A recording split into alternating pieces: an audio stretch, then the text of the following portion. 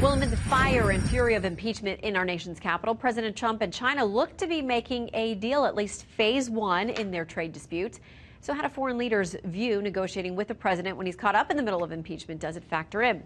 Let's turn to the director for the Center for Chinese Strategy at the Hudson Institute, Michael Pillsbury. Always good to have you back, sir. Thank you, Shannon. Okay, so Bill Mitchell, one of the president's big supporters, tweets this today. No one cares about impeachment. Major media outlets aren't even polling on it. Stocks are ignoring it. China is ignoring it.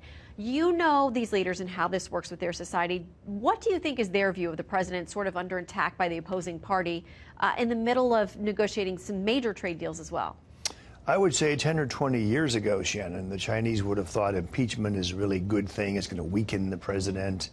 But they have gotten very sophisticated. A lot of their top people have American college degrees. President Xi Jinping's daughter just graduated from Harvard. Under a false name, of course, but still, they are very sophisticated. And when I visited China not too long ago, they specifically all made comments about, you think a single Republican will defect in the Senate, or will he be acquitted, within 2 weeks? So they don't seem to take this very seriously. Okay. I think that may explain why they made such a quick deal. They just had enough of the tariffs and the punishment. President Trump has very carefully held out some other things that could be done to put more pressure on China, denying them access to our credit markets. They want about $3 trillion over the next few years. That's a lot of money. And the president has the power, without anything from Congress, to cancel a waiver that President Obama gave back in 2013. The waiver lets Chinese companies, who are about $1 trillion worth of stock now, in New York on the various three stock exchanges. This waiver allows them to not give their accounting results if there's some problem, like an anomaly it's called. So the only country in the world that gets this treatment is China. It's a huge favor. But the president can take it away. He can take it away just like that. Okay, so Senator Chris Murphy, obviously a Democrat, says this. The China trade deal appears to be a total capitulation as predicted. The trade war cost America 300,000 jobs, and in exchange, in this, quote, deal, China made exactly 0 hard commitments to structural reform. What a disaster. What do you make of that take on this deal? It's very similar to Chuck Schumer's tweet this morning. Not happy. Before the impeachment atmosphere became so poisonous, a lot of Democrats were supporting President Trump explicitly. They were. Nancy Pelosi, for sure. Chuck Schumer sent several tweets. A couple times, Chuck Schumer's even criticized the president for being too soft on China.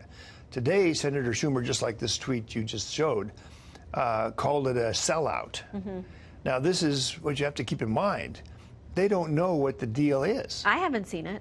Nobody's seen it besides a small group of people, including the president. 86 pages, 9 chapters, very, very detailed. Took a long time to negotiate. So I would say if impeachment were not going on, we'd probably have some congratulations. Okay, more bipartisan from Speaker support. Pelosi and Senator Schumer for this breakthrough. It's a historic breakthrough. It's going to benefit a lot of Democratic workers. Now, whether they're going to, I suspect these voters are going to go for President Trump because he's delivered a campaign promise. So the Democrats may be making a mistake here. Instead of saying congratulations, we all wanted this. By the way, Shannon, some of these Democrats are kind of bitter because this used to be a Democratic Party issue.